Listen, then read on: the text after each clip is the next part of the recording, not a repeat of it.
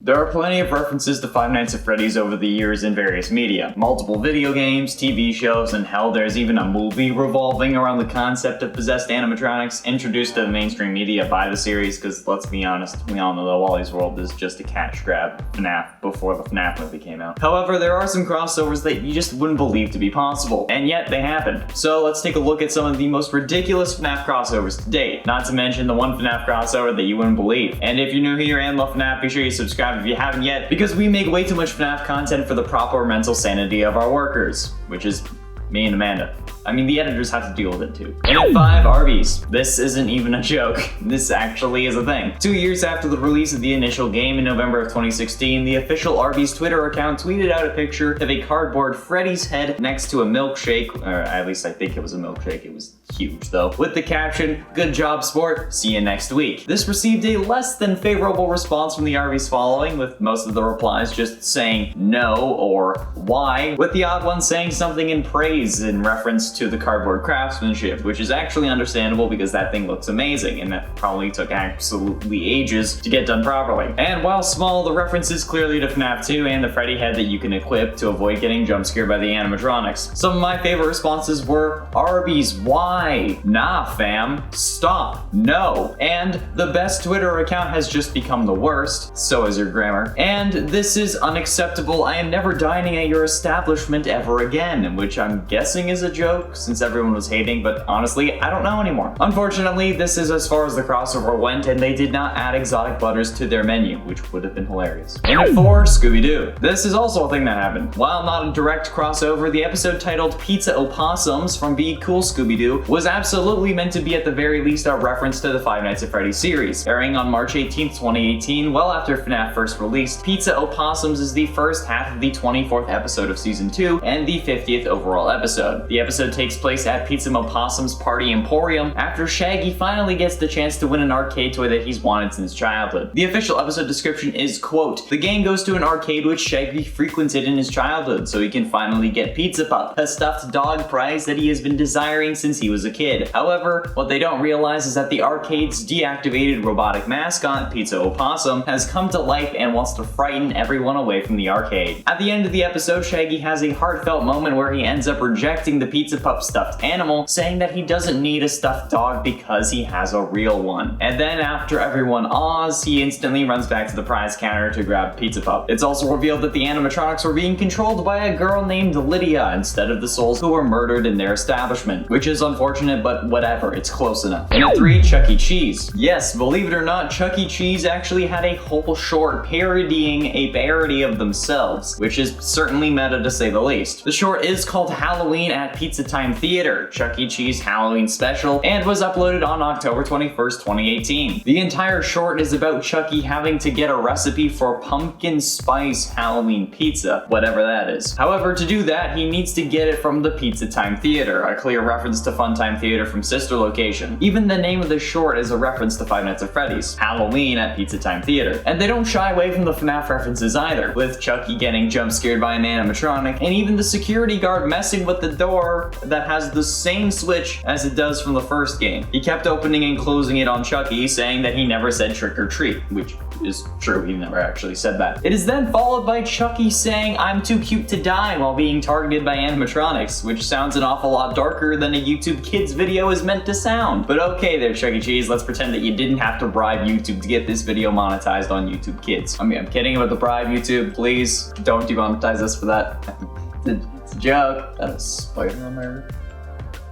No, okay. But it turns out that the animatronics just wanted someone to perform to, at least until he criticizes them and cuts them off, and they're out for blood. And 2, Marvel Comics. While the exact characters aren't there, Marvel Superhero Adventures Captain Marvel Halloween Spooktacular #1 does have a subtle FNAF reference that actually caused me to have to flip through it multiple times to actually find. At one point in the story, Scarlet Witch is taunting Miles Morales, Miss Marvel, and Spider-Gwen with various scary things. One of them is raisins and cookies. Another Another is giant spiders, which is understandably terrifying, a Slender Man ripoff, and a cat. But among those scares are haunted animatronics. With this being released in 2018, the games had been out, and this is quite the year for FNAF references as well. Like, Jesus. There's so many FNAF references in 2018. But the appearance of the haunted animatronics with that exact name cannot be anything other than a FNAF reference, especially when one of those animatronics is a bear with a top hat, or at least maybe it's some form of bird. I don't know, but my first instinct was that it was Freddy Fazbear, and I think that's the point. While we haven't gotten a perfect Marvel x FNAF crossover, that's probably a good idea. Considering how Disney is now trying to copyright Norse gods, I think that the FNAF IP should stay far away from anything having to do with them, because we know that they're going to try to snatch that shit up like Ennard with a bodysuit, and I don't mean the clothing kind. Finally, in at number 1, Rick and Morty. Ah yes, the whole crossover that made me want to do this to begin with. Yes, Rick and Morty did in fact have a FNAF crossover, and before the trend in 2018. On March 5th, 2017, the Adult Swim YouTube channel uploaded a video called Glorpty Blorp Plays 10 Tuesdays at Tinkle's, which is not only a parody of FNAF taking place in the Smith house, but also a parody of PewDiePie. Well, at least he didn't cause a controversy. The concept of the game is similar to any FNAF game, except taking place in the Smith family home. The player must watch the different house locations with the monitor and use buttons to turn on and off the lights. There are, however, many items to collect, such as eye holes box or a tissue box. The player must also avoid tinkles or it will result in the jump scare and a game over. There is currently no playable version as far as I could find, which is unfortunate to say the least, because like, how has someone not made that? There's a Rick and Morty adult game, but there's no FNAF parody? Alright. But the whole 2-minute long video was set up like a live stream with Glorpty Blorp playing in the top left corner, ads running along the bottom for things like Planet Music, and a live chat on the right saying typical chat things like first, even halfway into the stream, boring, and I don't want a button pressing simulator. You know, the typical comments on any live stream or video with people who hate the FNAF series. Glorp even gets donations throughout the video, some feeding him, especially when he gets jump scared at the end. Even though the jump scare from Tinkles ends up causing him to explode, Glorp ends up making 690 schmeckles, which I think was intentional. But after the explosion, the only thing to come out of the chat was donations, not any actual chat, which is pretty damn creepy if you ask me, but also pretty accurate. Honestly, the scariest thing about this video was the accuracy of the chat, but it doesn't need to be scary to be on this list, and it's damn funny. There we have it, friends, the one FNAF crossover you wouldn't believe, plus a couple more thrown in there for good measure. What was your favorite FNAF crossover, and what would you like to see crossover with FNAF? Be sure you let me know down below. And while you do that, I'll read out some comments from previous videos. Moo the Dog Zero said, shouldn't dabbing Chica be the scariest? Why? Dabbing Chica is the hippest version of Chica there is, dog.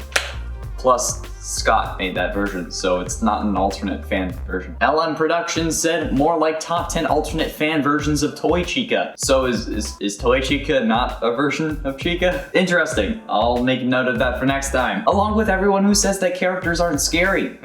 Wow, that made me sound like an asshole. Was that too much? I don't think so. I mean, like, why can people attack me in the comments and then not expect me to fight back? Like, I don't know. It doesn't make sense to me. Oh, it wasn't enough?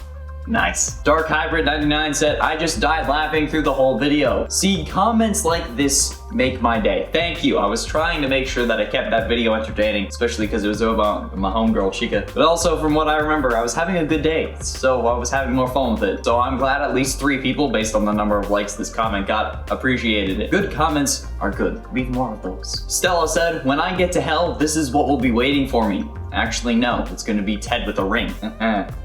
You get it. And actually, I'll be waiting with a welcome basket, but I'll also be trying to convince you to buy a timeshare. So, you know, it's kind of like a give and take. It's gonna be hella fun. See what I did there? Hella fun. And for those of you wondering, yes, I wrote hehehe into my script because I write scripts like I'm texting, but I also spell most things out while I'm texting, except for though, I just put THO. That's about it. Cassidy Martinez said, I woke up and I saw a shadow spider in my dream and it was little at first, but then it turned big and it was chasing me a lot, but then I woke up from that terrible dream. All I have to say to that is no. That's all the time we have for comments today. Thanks for watching. If you enjoyed, be sure you hit like and subscribe if you haven't already for daily FNAF content, and ring that bell like it's Freddy's nose. Thank you all so much for watching. I have been and shall remain Connor Monroe, and I'll see you in another video.